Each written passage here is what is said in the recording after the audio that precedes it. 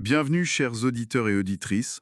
Aujourd'hui, on s'attaque à un sujet, qu'on connaît tous un peu, je crois, la procrastination.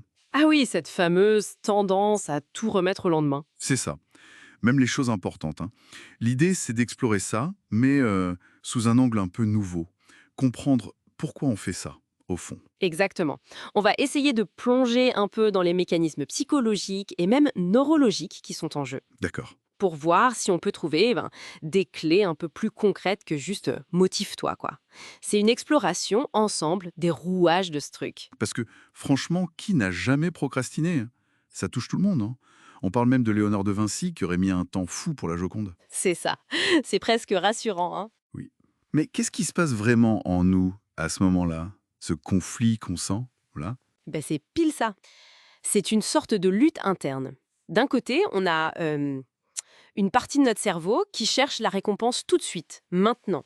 Le plaisir facile, éviter ce qui est pénible. Le fameux singe de la gratification instantanée. Voilà, on peut l'appeler comme ça. Et de l'autre côté, t'as le cortex préfrontal, le planificateur, celui qui pense au futur, aux objectifs longs. Et le singe gagne souvent. Disons qu'il est très persuasif et rapide. Et la dopamine dans tout ça. On en entend beaucoup parler. C'est juste le plaisir? Pas tout à fait, c'est un peu plus complexe.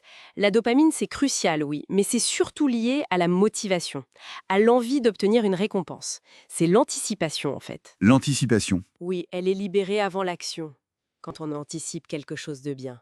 Pense au cadeau de Noël, l'excitation avant d'ouvrir. Ah oui, d'accord. Le problème, c'est que notre monde moderne, avec toutes ces distractions, Les notifs, les réseaux. exactement, ça a un peu piraté ce système. Ça nous donne des petits shoots de dopamine très faciles, très rapides. Et du coup, Du coup, la grosse tâche importante, dont la récompense est loin, elle paraît beaucoup moins intéressante pour notre cerveau, à côté de la petite récompense immédiate du prochain scroll ou de la prochaine notification. le trait n'est pas le même, quoi. Moins puissant. Voilà.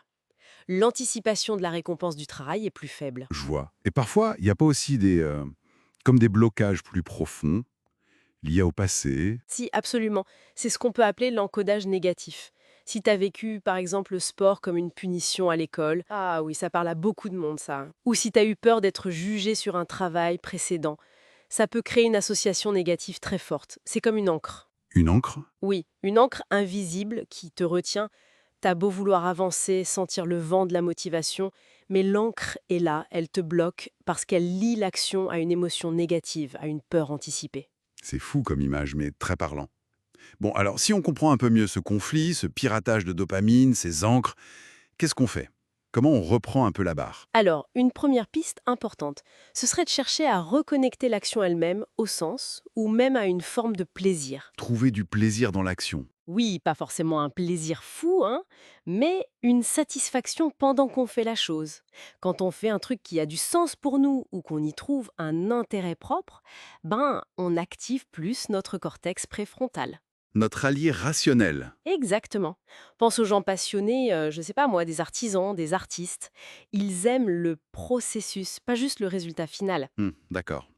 Mais pour les tâches, disons, moins passionnantes.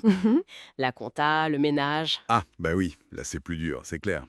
Et c'est là qu'une autre stratégie devient super importante, l'art de découper les objectifs. Fractionner. Oui, Si le gros objectif te paraît une montagne insurmontable, découpe-le en toutes petites étapes. Des étapes claires, mesurables, atteignables. des mini-victoires, ensemble. C'est ça. Chaque petite étape validée, ça libère un peu de dopamine, ça dit à ton cerveau «Et, on avance, c'est bien», ça crée une dynamique positive. Un peu comme les Japonais avec leur train Shinkansen, plein de micro-innovations pour atteindre un grand but. Donc on crée nous-mêmes notre circuit de récompense, en quelque sorte. Et l'environnement dans lequel on travaille, ça compte aussi, j'imagine. Oh que oui, c'est crucial.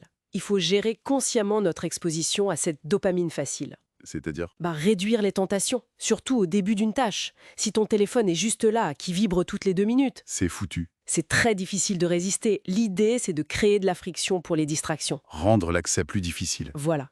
Mettre le téléphone dans une autre pièce, couper les notifs et, inversement, réduire la friction pour la tâche que tu veux faire. Faciliter le démarrage. Exactement. Préparer tes affaires la veille, avoir un bureau rangé, sans distraction. Rendre le bon choix plus facile que le mauvais. Logique. C'est presque de l'architecture comportementale, en fait. C'est un peu ça. Et on peut aussi utiliser des astuces comme associer une tâche un peu pénible, genre faire la vaisselle, avec un truc sympa comme écouter de la musique ou cette discussion. Ah ah, pas mal. Le regroupement de tentations, ça. C'est ça. Ou encore, vraiment prendre le temps de savourer les petites réussites, les célébrer pour renforcer l'association positive. C'est comme une boîte à outils pour notre cerveau. Ce qui est important à dire aussi, peut-être, c'est de ne pas trop culpabiliser si on galère, hein. Ce n'est pas juste une question de volonté, hein. Ah mais complètement. Il y a ce qu'on appelle le biais du survivant. Ceux qui disent «il y a qu'à se bouger» oublient parfois que pour d'autres, les ancres sont plus lourdes, l'environnement moins aidant. Il faut être un peu indulgent avec soi-même. Oui, de l'autocompassion. C'est un système complexe. Notre biologie, notre histoire, notre environnement, tout ça interagit. Le but, c'est d'essayer d'aligner un peu tout ça pour que ça nous pousse dans le bon sens plutôt que de ramer contre le courant en permanence. Donc, pour résumer, la procrastination, c'est loin d'être juste de la paresse. C'est un mélange assez complexe de biologie, de psychologie, d'environnement. C'est une bonne synthèse, oui. Une interaction de plein de facteurs. Et peut-être une question pour terminer, pour que chacun y réfléchisse. Et si la clé, finalement, c'était pas tant de lutter contre cette recherche de récompense, mais plutôt d'apprendre à la rediriger? Plus intérieurement. Comment on pourrait canaliser cette énergie vers ce qui compte vraiment pour nous, au lieu de la laisser filer vers le prochain clic, la prochaine distraction? C'est une vraie piste de réflexion. D'ailleurs, si vous avez des idées, des astuces qui marchent pour vous, n'hésitez pas à les partager en commentaire, ça intéresse tout le monde. Absolument. Merci beaucoup pour cet échange passionnant. Merci à toi. Et merci à vous de nous avoir écoutés. On se retrouve très bientôt pour une nouvelle exploration.